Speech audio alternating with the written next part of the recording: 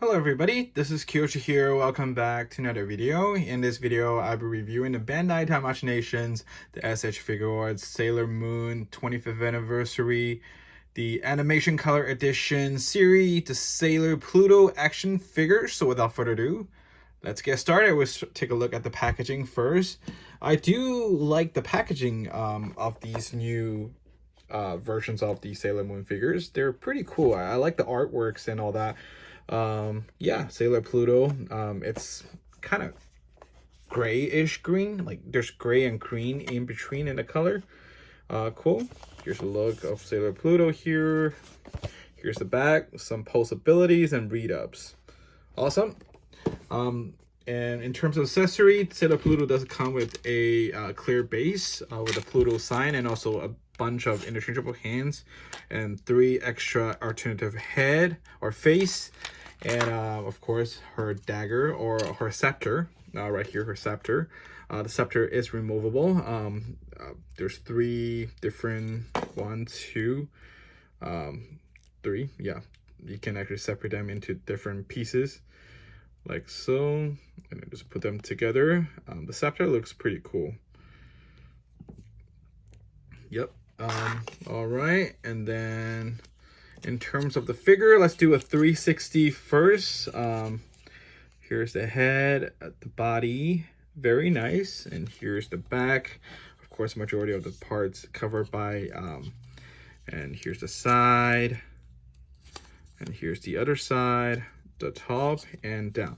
Let's do a closer look. I think the face sculpt looks pretty amazing. I think it's pretty spot on. I think the details are all there. Pretty cool. This is a still smiling kind of face. The other details are there. There's some minor paint issues, but I think it's not a big deal here. The overall paint quality is okay. Yeah, her costume is more darker, less bright like the other Sailor Senshis. I think she's the keeper of time. Yeah, so, and she's definitely the oldest Sailor Senshi out of all, and I believe she's also immortal, as far as I remember correctly. Her hair is in one piece, but it has a knot on it, so you can do like 360 like so. But yeah, it does hinder some articulations and possibilities, to be honest with you, especially the head, because it's kind of heavy. The head kind of keep tilting it, but I guess there are some articulations you can still do with this figure.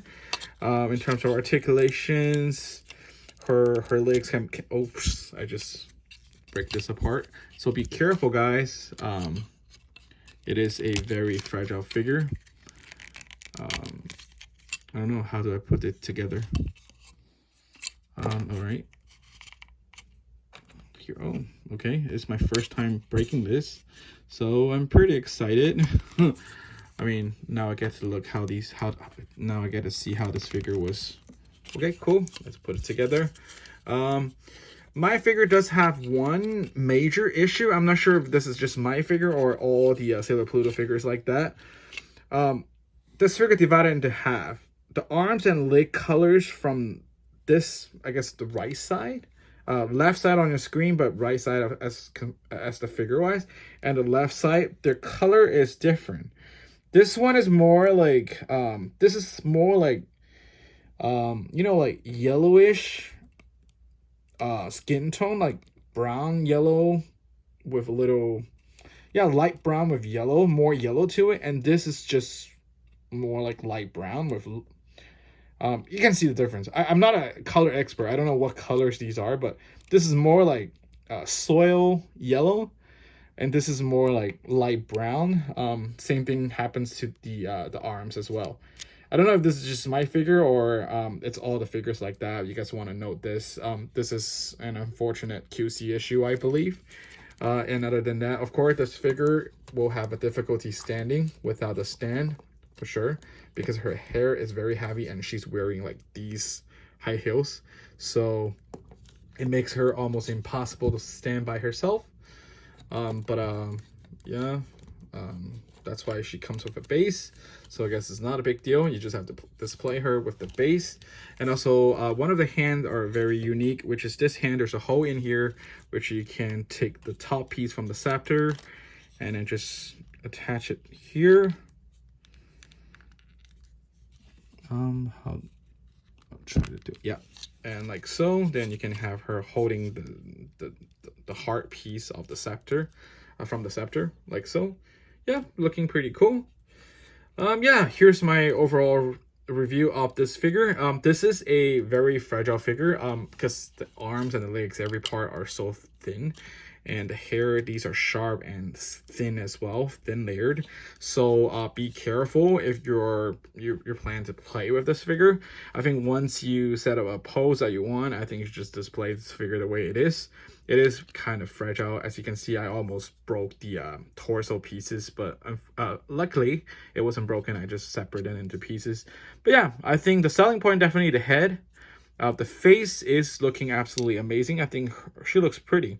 And yeah, overall, I think it's a great figure. I will give it a 7.5 out of 10, however, because I think the skin tone is one of the biggest QC issues here. And I hope this is just my figure and not everyone else's figure.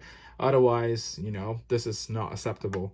In terms of accessories, she does come with all the accessories it's needed for her, like the scepter and some interchangeable parts.